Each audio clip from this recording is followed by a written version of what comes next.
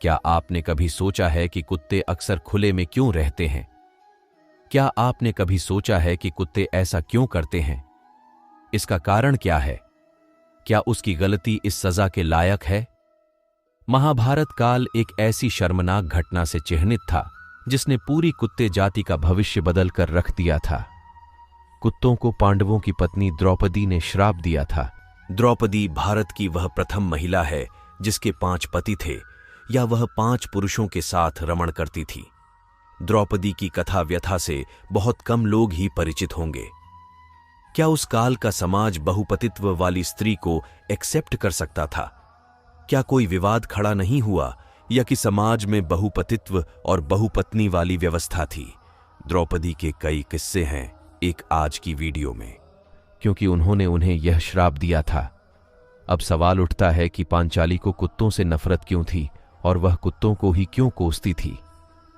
हर साल केवल एक पांडव के साथ अपना समय बिताने का फैसला करने से पहले द्रौपदी का विवाह कुंती के 5 बच्चों से हुआ था।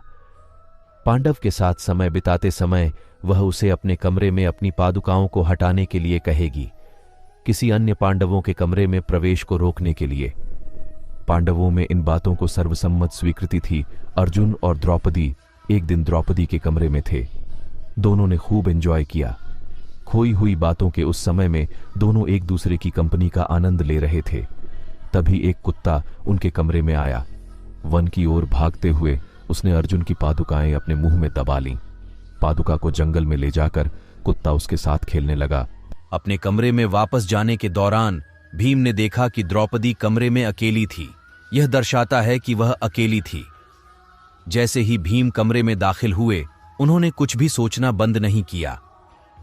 भीम अचानक इस तरह द्रौपदी के कमरे में आ गए जिससे वह आगबूला और लज्जित हो उठी।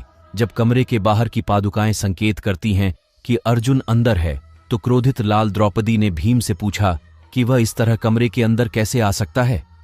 भीम के अनुसार मैं अंदर आया क्योंकि बाहर पादुकाएं नहीं हैं, इसलिए मैं द्रौपदी को शांत करने में सक्षम था। अगर मैंने पादुका देखी होती तो मेरे लिए अंदर आने का कोई मतलब नहीं होता। तब अर्जुन और भीम कमरे से निकले और पादुका की खोज की। पादुकाओं की खोज में भाई उसी वन में पहुंचे जहां कुत्ते पशुओं के साथ खेल रहे थे। जैसे ही अर्जुन और भीम वन पहुंचे, द्रौपदी भी आ गई। द्रौपदी का क्रोध इतना अधिक था कि जब उसने कुत्ते को पादुका के साथ खेलते देखा तो उसे श्राप दे दिया। शापित कुत्ते ने कहा कि आज मुझे भीम के सामने तुम्हारी वजह से शर्मिंदगी उठानी पड़ रही है, इसलिए मैंने तुम्हें और तुम्हारी पूरी जाति को खुलकर रहने का श्राप दिया और तब से वे पीड़ित हैं। 2 कारणों से यह लोक कथा शास्त्रों में नहीं आती। पहला, इसके अस्तित्व का कोई प्रमाण नहीं है, और दूसरा, सभी जानवर खुल्लम खुल्ला रहते हैं, इसलिए श्राप केवल कुत्तों को दिया गया था। ऐसे लोग हैं जो इसे सच मानते हैं, जबकि कुछ लोग हैं जो इसे इस कारण से काल्पनिक कहते हैं। हमने हमेशा अपनी पौराणिक कथाओं में कुत्तों के बारे में कहानियां सुनाई हैं और हम आपको यहां और बताएंगे। माना जाता है कि प्रकृति में कुत्तों को आने वाली घटनाओं के बारे में पहले से पता होता है। इसके अतिरिक्त कुत्तों में भूतों को देखने की भी क्षमता होती है। कुत्ते का रोना शुभ माना जाता है, हालांकि कुत्तों को भैरवनाथ की सवारी माना जाता है। अगर आपके घर के सामने कुत्ता रोता है तो ये इस बात का संकेत है कि आपके घर में कुछ अप्रत्याशित होने वाला है। जब कुत्ते रात में अपने आसपास किसी बुरी शक्ति को महसूस करते हैं तो वे आमतौर पर रोते हैं। ज्योतिष में कुत्ते को यम का दूत माना जाता है। कुत्ते के बारे में यह भी कहा जाता है कि वह दूसरों का जीवन चुराकर अपना पेट भरता है। शायद इसीलिए कहा गया है कि कुत्ता जब आपके खाने को छूता है तो वह अपवित्र हो जाता है।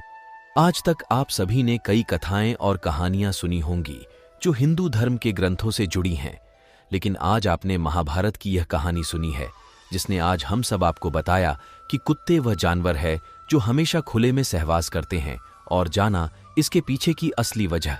दोस्तों, आपको क्या इसके बारे में पहले से पता था और क्या आपको यह घटना सत्य लगती है? कमेंट करें।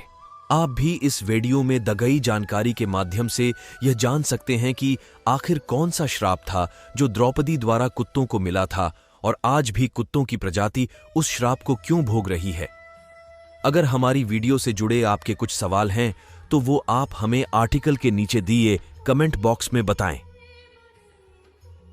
हम आप तक सही जानकारी पहुंचाने का प्रयास करते रहेंगे। आपको ये वीडियो कैसी लगी कमेंट में जरूर बताएं। वीडियो को ज्यादा से ज्यादा लाइक शेयर और सब्सक्राइब करना ना भूले। बने रहे अपने चैनल जायोटिसोलॉजी के साथ।